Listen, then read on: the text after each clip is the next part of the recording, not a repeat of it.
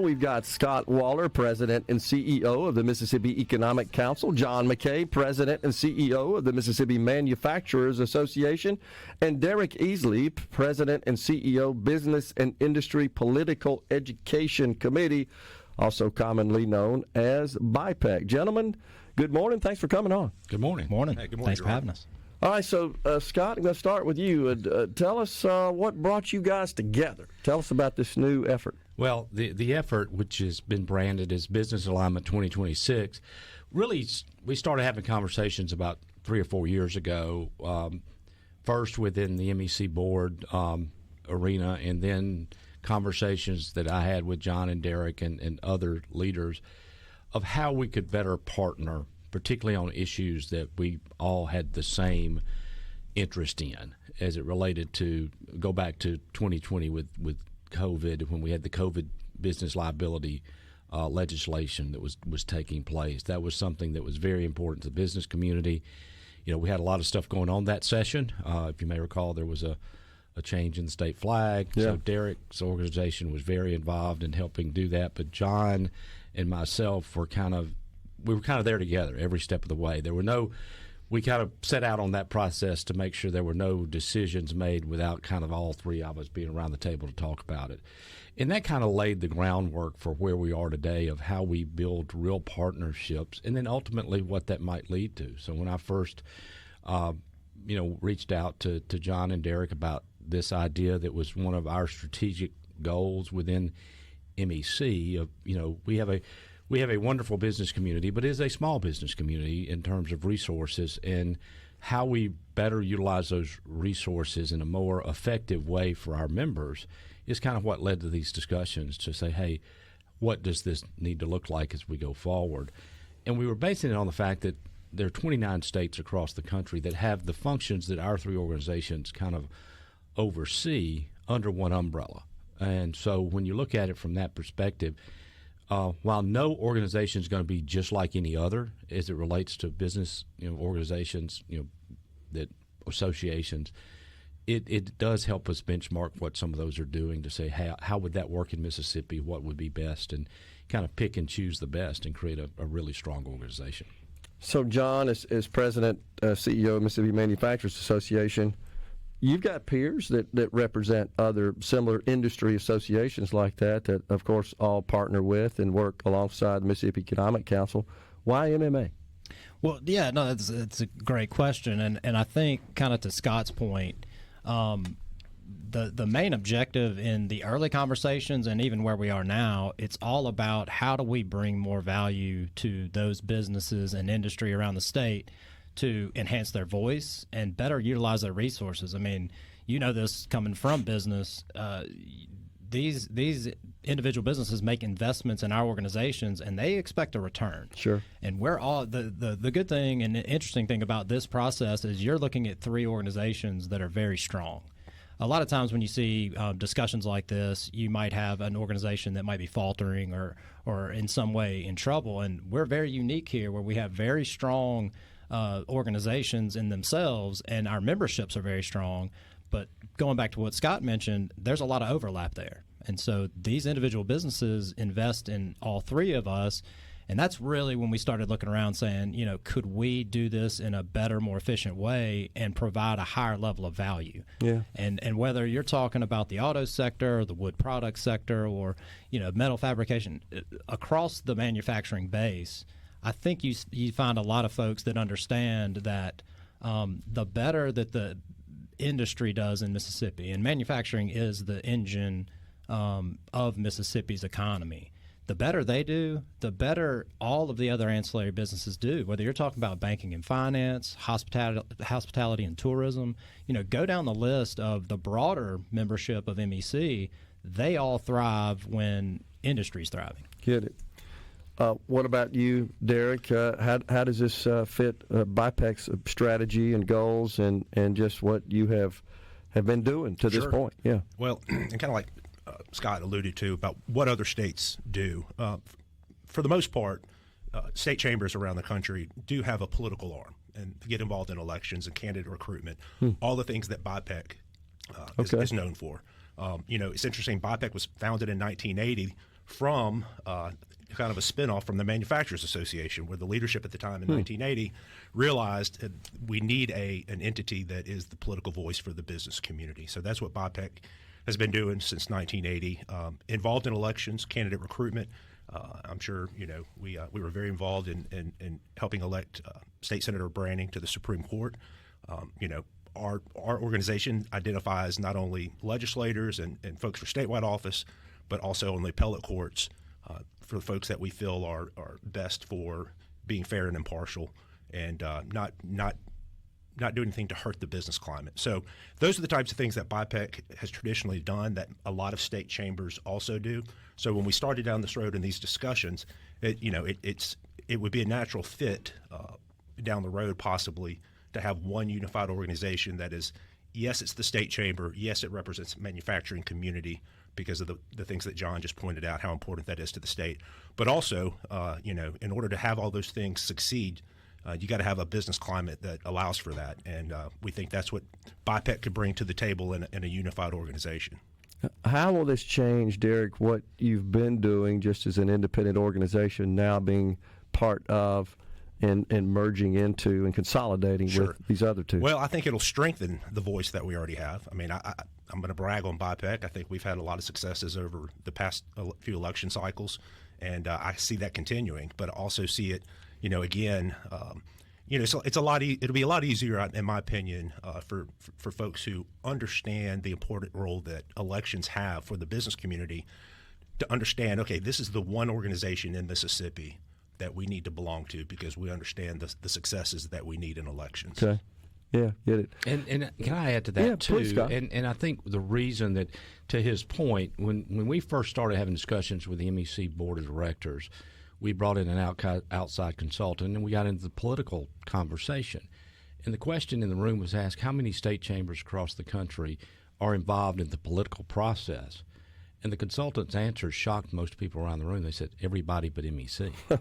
So that was one of those cases that you kind of had to – but I want to take it beyond it just being partisan. And I want to point out something that in the last statewide election, particularly in the primary cycle, there were both Democrats and Republicans that were considered to be very strong business allies that were endorsed and supported by BIPEC and MMA, and that MEC was able to share those endorsements with our members, because it's not just one side. You need strong legislators in districts, regardless of whether they're a Republican district, a Democrat district. You need strong legislators that are going to think about what the business community needs as we go forward. And I think that's a big part of what we saw in the last cycle. And I think that's a big part of why there was that success that Derek mentioned that BIPEC was able to deliver. So, John, was this an easy lift for your board, your members, or was this a heavy lift? Well, I would venture to say that anything of this scale and magnitude is never easy. And we knew, and I'll admit that I had some initial, not skepticism, but I was a little concerned with when you look at other entities that are all encompassing. Is there a fear that these manufacturers may lose their voice and lose sort of the punch that MMA is known for in the political arena and the advocacy arena? We're sort of generally looked at as a strong voice for our members and sort of unapologetic, I would say.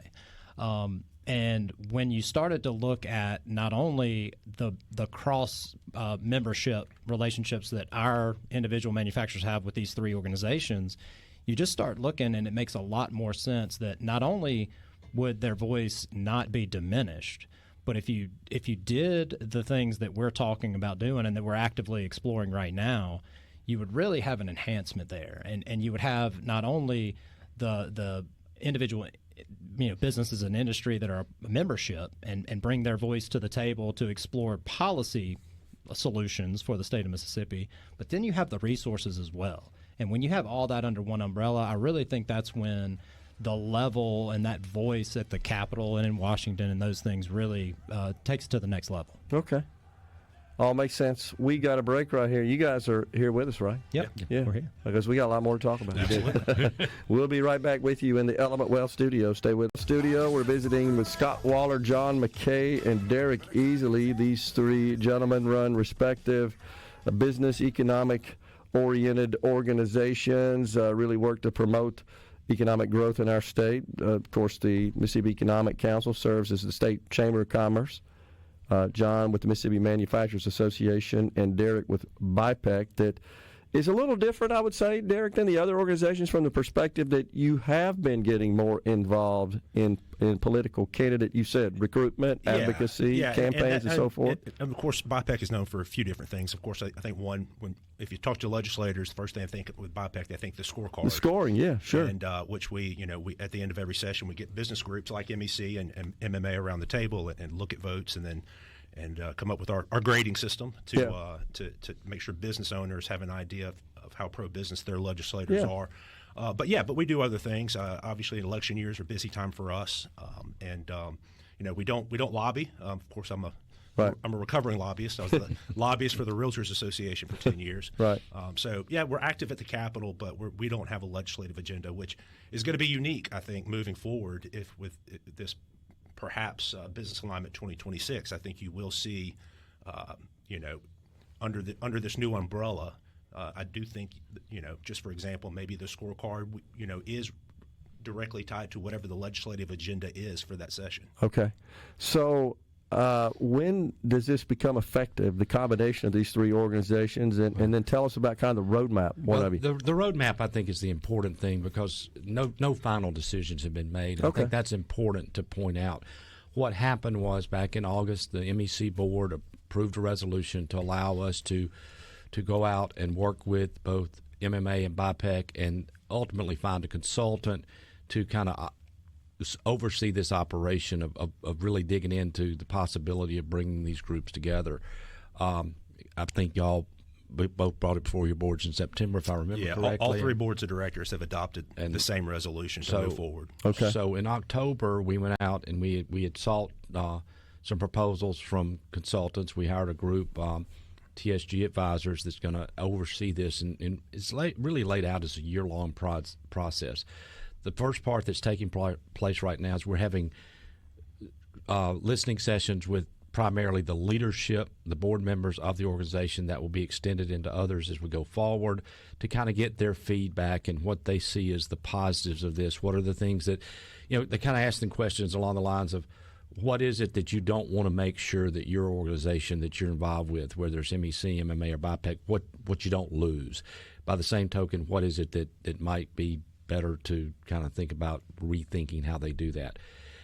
If we go through that process over the next 2 months now and everything is moving forward, then we'll start actually looking at what each organization is doing, the programming within the organizations, the budgets, how the boards are structured. There's a lot of work. It's not as just simple as saying we're going to do this, because we want this to be a true consolidation, a true building of a new organization that's stronger, better, and more effective. Then to do that, I think we really have to make sure we're taking the time to do it right. Hopefully by summer, we'll have a decision. If this is going to move forward, then here's what we will start looking for it to look like. And by October of next year, hopefully we'll have everything in place. And then at that point, we'll be able to answer the question you ask of, how long is this going to take to bring these groups under this, and then how it would be structured. So, Scott, do you anticipate in the future, given the combination of these three groups, that we may see endorsements coming from this body for political candidates? I would think so. I think that would be something that would not be – it's not uncommon in the state chamber world that I live in. I have something I love to say because it's true. If you've seen one state chamber, you've seen one state chamber. We're all different in so many different ways. Mm-hmm. But I mentioned the benchmarking earlier. We've already made visits to two organizations. And both organizations we went to, the counterpart at our national association for the state chamber world and the counterpart at John's National Association is the same person. So when we walked in, we both already had a strong working relationship with both of the leaders of those organizations. Again, back to that, most of them are combined.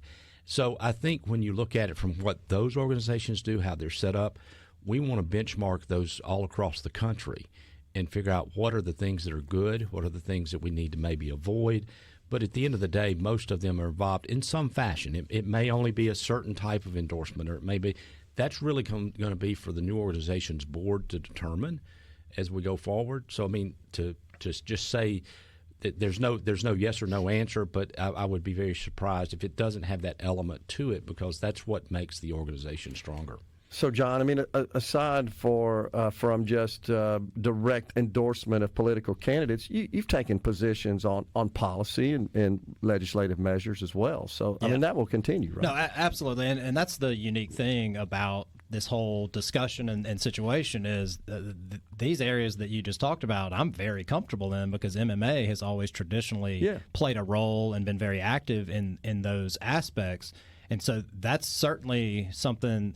And you know this better than anybody, today's times politically, you just can't afford to sit on the sidelines. Absolutely. You have to engage not only in the political process, but shortly thereafter, you have to engage immediately on the policy aspect, because that's really what this is all about, is providing that leadership on the policy side for the entire business community.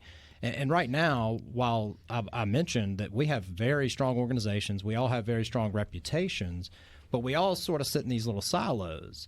And as political leaders look to make decisions for the business community, or important decisions, right now they're kind of forced to go to separate individuals, separate boards of directors, ask if they can endorse or take a position on this or that. And that becomes cumbersome.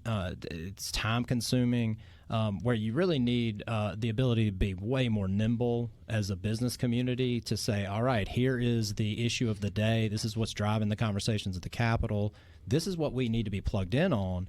We don't have the time for a 2-week sort of listening session and asking permission and this and that. And that's where Scott mentioned the consulting process. Once we get past kind of the listening and information gathering from our core membership, that's really where you need to look at things that are kind of sleepy subjects but are very important, like governance and financial considerations that are different in all of our organizations, and really come up with a model that allows us to get that key input from the various business sectors and then formulate an overall policy program or initiative. And to John's point, with regards to the, at the Capitol, in 3 different organizations, 3 different boards, elected officials trying to want to know where MMA is on this issue, or how will this affect my BIPEC score, where's MEC on this issue.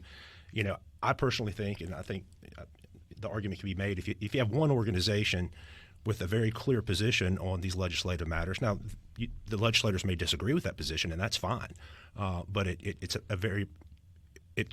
makes sense. I think if I were an elected official, I would like to know, okay, what is the business community's position on this issue, and have one organization that I look to for that answer. So, Derek, it does strengthen, to John's point in the last segment, this truly strengthens the voice of business and industry across the state. Well, that's kind of related to my next question that I was going to ask you, Derek, was do you see that perhaps by joining in with these other 2 organizations, and this question could apply to all 3 of you, right? Do you see access to resources, information, assets, synergies that could be achieved just because you're scaling and you got people that bring these different disciplines to the table? Yeah, absolutely.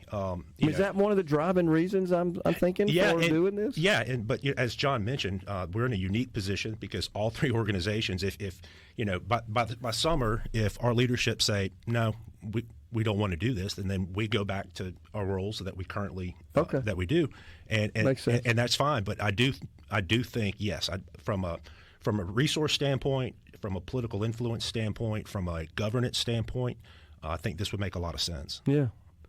John, you feel the same way? Yeah, absolutely. And if you look at our organizations and look at the talent that we have on staff, Scott and I's organizations are similar in size and scope because we're statewide, and we have a lot of other functions, direct services and programming to our membership, whereas BIPEC is a little smaller organization that's a little more narrowly tailored to elections and politics. Yeah.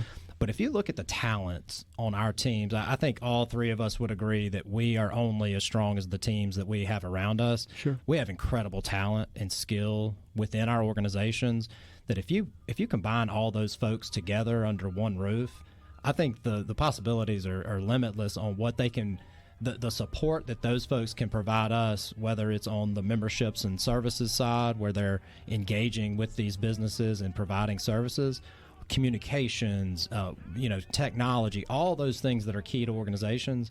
That's why this makes so much sense. We'll continue the discussion on the other side of the break. I know, Scott, you wanted to say something. You guys are good to hang around with? Absolutely. Okay, great. Yes. All right, so a final comment I'll make to your point there, John, that I learned in business is there's no substitute for scale often, and it will be the same case here, I believe. Yeah. We're coming right back in the Element Well Studio. Scott Waller with the Mississippi Economic Council, John McKay, President with the Mississippi Manufacturers Association, and Derek Easley, President, CEO of the Business and Industry Political Education Committee. That's a mouthful. Are our guests here? So, Derek, I know you said in a couple of segments ago that you're a recovering lobbyist. But with this kind of new strategy and the combination of these organizations, might we see more lobbying coming from you guys? Yeah, I mean, I think, obviously Scott and John's organizations both have a strong lobbying team. And I, again, when I took over at BIPEC, that's one thing we don't do. We can. We're a 501c6. We could lobby, but we don't. But yes, I think this new organization, if we move forward, will have a very strong governmental affairs team. Yeah. Well, it makes sense, especially if you're going to get more involved in the political domain, Scott, which is what you said earlier. Exactly. And I think that's where, again, as I said, part of this year-long process is benchmarking other organizations. We had the opportunity to visit with our counterpart in Wisconsin and look at all of the things that they do as an organization. It comes back to those resources we were talking about in the last segment. And there's a lot of things that we all do well, but there's a lot of things we don't do simply because we don't have the resources. Okay. You combine these organizations, you combine the resources that these businesses have been willing to invest and have them invested into a single organization, all of a sudden you've got the ability to do some of those things. But without question, the advocacy side of it has to remain the number one key, because that's where we grow our business community. That's where we grow our economy, is making sure that we have good, business-friendly regulations in the state. We make it easy for businesses to do business here. That means they'll come. That means they'll expand. And I think a lot of that happens through legislation that is driven by business organizations such as ours. So you think about combining those resources to go out and really focus on those things. That was one of the driving factors in moving this discussion forward. So we really feel like that can be a big part of it. Yeah, and to piggyback off of that, one of the things that's so critical in that formulation that Scott just outlined is education. And legislators, anybody that works in this arena understands this, and this is not a knock on legislators at all, but they come from a background, and it's usually a certain business or sector that they're, that's what they've done their whole life, and they get elected and they come to Jackson, and we have to engage with them on an issue. They can't be expected to know everything about everything. Absolutely. And our job is probably 90% education. It is not twisting arms and telling them so-and-so is going to be mad at you if you don't do X, Y, Z. It's really an education process, and that kind of goes back to those resources and that whole the ability to educate policymakers and then the general public, because you talk to thousands and thousands of people every day.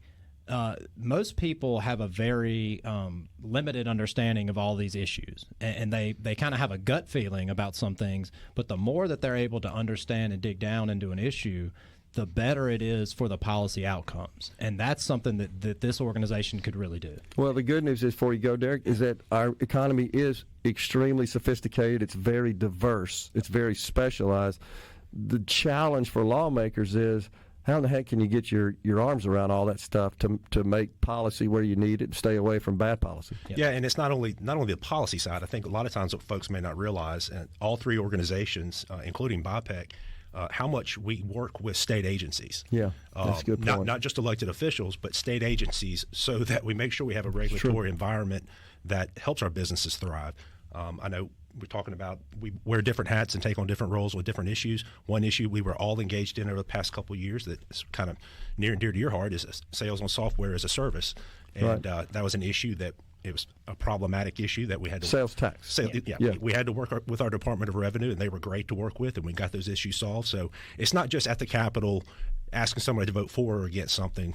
Our three organizations realize for our businesses to grow, we have to have a regulatory environment that's friendly. No doubt about it. And I think the much of the economic success with new announcements, Scott, that we've enjoyed the last 2 or 3 years are a direct result. You could trace that to our more business-friendly regulatory and tax environment. Without question, not only regulatory, tax, available energy, all of the things that infrastructure, the things that we've put a lot of time and effort in on over the last few years, we're starting to see that pay dividends and build a stronger business environment in our state, and it's changing the image of our state. I think we have to recognize question. the governor gets this. He does. I think he really does. He's hyper-focused on it, and he's been a great asset in that regard. And honestly, I think Governor Phil Bryant, Governor Haley Barbour as well. They understood that was perhaps the chief role for the chief executive officer of the state was to develop the state's economy. And I know that's what you guys are your objective, your strategy is, your goals are as well. Yeah, and for the most part, I mean, those governors are the ones that appoint the head of those state agencies. Yeah, that's a good point. Yeah. That's right. and we are fortunate. I mean, we have been blessed with some great leadership, whether you're talking about governor, lieutenant governor, speaker of the House, up and down the line. We have had a lot of folks that get it, and to be able to work with those people over the years and to really put some transformative things in place, that's moving the needle. And so you referenced the economic development success. I mean, look at the projects over the last 2 years. I mean, obviously Amazon is the headline grabber just because of the capital investment. But, I mean, whether it's Aluminum Dynamics or the new battery plant up in Marshall County, I mean, you go down and the smaller entities that kind of get less press, but in the wood products sector. A couple this week, yeah, right? Absolutely. I mean, those are there's one, was it yesterday that was announced with the chlorine plant down on the coast? I mean, that's going to be a co-located industry that's going to have the feedstock to a long-time manufacturer down on the coast named Chemours. I mean, that is a critical piece of the puzzle so that they don't have to rely on a foreign entity to deliver their feedstock to that plant, where during the supply chain crunch several years ago, they almost shut down because they couldn't get what they needed to operate. So it's a very key aspect of what we're trying to do is the economic development side. Scott, some of the success we have enjoyed has gotten the attention, as you know, across the country. In particular, our neighboring states are paying attention, and we often compete. We compete across the world, honestly, for investments, but our neighboring states in particular, and they're busy addressing their tax and regulatory environments. They really are, and I will tell you the other side of it too, and this is something we've spent a lot of time on, and John and I both serve on the executive committee of the SWIB, which is State Workforce Investment Board. Mississippi is making headlines across the country in how we're handling workforce development as well. Yeah, no doubt about it. And it's catching the attention, and that is the one issue, and I will tell you, in our national association, we do a lot of policy comparisons and work in best practices type stuff. There's never been an issue that really all of us across the country have always said, well, this is important to us. It could be it's important to a handful of us in the South, or there may be issues for our northern states that are different. When it comes to workforce, it's an issue for everybody. It's not just a Mississippi thing. It's an everybody thing. Absolutely. What I like is that they're paying attention to what we're doing in Mississippi, because we're making a difference with what we've done with the creation of the Office of Workforce Development, the work Accelerate's doing, our Career Coaches program, all these things that we've really, the three of us together have talked about and worked on.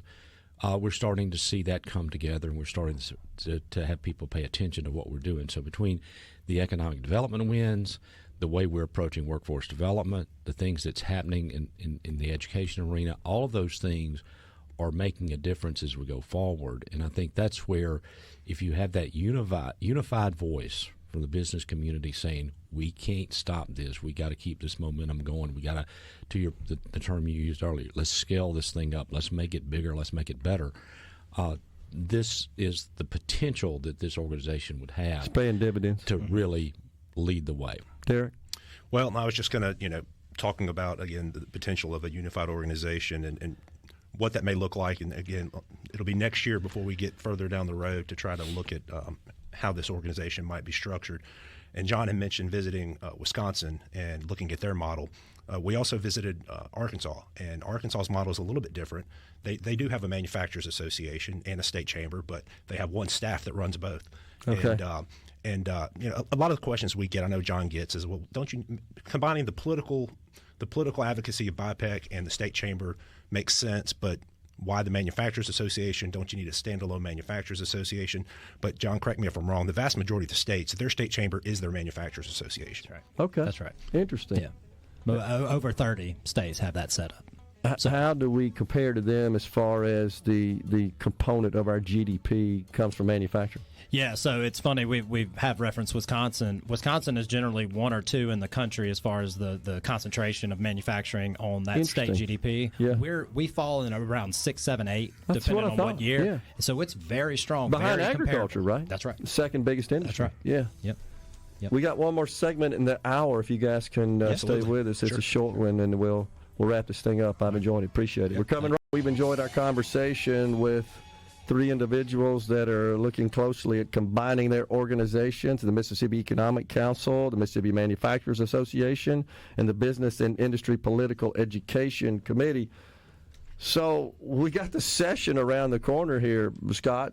Are we going to see anything different in prior sessions with respect to this plan, at least at this point? Well, I think we all will have our individual priority areas like we always have, but Sure. I think a lot of them that do overlap, just like what you've seen the last couple of years. The 3 of us sit down and talk about those issues now. Okay. And we already make sure that when there's something major across the board, working with legislative leadership on both sides of the hall, that we are, the things that we care about together, we're making sure they understand that. And I think that's helped too. And again, that's part of what has helped drive this discussion that we're having right now among the leaders of our organization. Yeah. And again, the boards of our organizations are ultimately going to make the decision on how this moves forward. But the response thus far has been very, very positive. I think they understand the value of creating the efficiencies that would come along with it, and the effectiveness that would really be the big difference. Is how do we use these resources in a way to really have a greater return on their investment that they're making with our organization. So we're excited about the possibility, and I think that really it's going to be an opportunity for us to be talking about it in this session, but we will still be working. Yeah, and when we talk about combining resources, it's not just dollars. I think it's volunteer leadership. Yeah. I had mentioned our trip to Arkansas and that the way they're structured. They have a manufacturers association and their state chamber. That requires them to have 2 separate boards of directors. And I remember asking the question, kind of what's one of the struggles of running 2 organizations, and they say talent, finding volunteer leaders that understand the importance of giving their time free of charge to our respective boards of directors. Our buddy Lex Taylor, who's a well-known Mississippian, successful business person with Taylor Machinery, at one point or another, he's all been our chairman. And whether it's trade associations similar to ours or civic organizations, it's just getting harder and harder to have people understand that they need to volunteer their time to things that matter. So that's one thing that I think would be a positive outcome, combining the talent that all 3 of our organizations kind of share with regards to our boards of directors and our leadership. Yeah, I suspect that'll be perhaps the biggest benefit. John, you made a great point a minute ago about the function of your organizations is, and even lobbyists, is often and mostly just to educate, because it's a deep and wide world. And as you guys know, they get in and out of those sessions so fast, and it's just a raft of bills that come down the pike. Do you think this is going to enable you to do an even better job of educating legislators when they're thinking about policy? Yeah, absolutely. Not only from the standpoint that we might have a greater level of talent on staff, because again, combining those resources, we might be able to have a larger group that's actually on our team. But also, it's something that I've always appreciated working at the Capitol is I always wanted to be the resource that they called upon, not that I had to go see them. So when an issue comes across their desk, that they say, oh, I need to call John, or I need to call Scott, or I need to call Derek. Well, now I just need to call this new entity and really get their perspective, because I know it's going to impact them and their members, and I know they're going to be the ones in the trenches on this. So why don't I just get it out of the way? I'm going to go straight to them. Yeah. And that's going to be invaluable, because it really provides that communication and that relationship. I mean, nothing in Mississippi gets done without that relationship. No, we've got to trust each other. And that's something I've prided myself on at MMA is no matter what outcome we have on an issue, I'm going to tell you the truth. I expect the same from you, and we can agree to disagree and fight another fight tomorrow. But having that all combined into one is going to be just really, really valuable. Yeah. And to your point, what you described there, back in the business days in the IT industry, we call that a SPOC, a single point of contact. And you as a consumer know how that works, how important that is. I don't want to get passed around over and over and over again. I just want to call one number and know that it can get to the resource that can help me with my problem. I mean, it's the same opinion you have on that? Yeah, absolutely. And kind of going back to, John and Scott, very similar in terms of their organizations. I'm kind of the outlier because, I get my hands dirty in the political world from time to time. Yeah. But other things with the scorecard and, But you're going to bring that dimension to this organization. Yeah, absolutely. I mean, I think all the successes that we've built at BIPEC will be folded into this new organization potentially. Yeah. And like we've been saying for the last 4 segments, it's just an opportunity to be stronger for the business community. Yeah, makes total sense. Scott, John, Derek, thank you guys so much for coming in, and I wish you all the most of luck in the world, because I think your success means that Mississippi is succeeding, and it's important to us. But the good news is the future's bright for Mississippi. Without question. Absolutely. Appreciate it, guys. Thank you, Gerard. Thank y'all. You. All right. Folks, it's time for Fox News and SuperTalk News. On the other side of the break, it's Senator Bart Williams. So stay with us.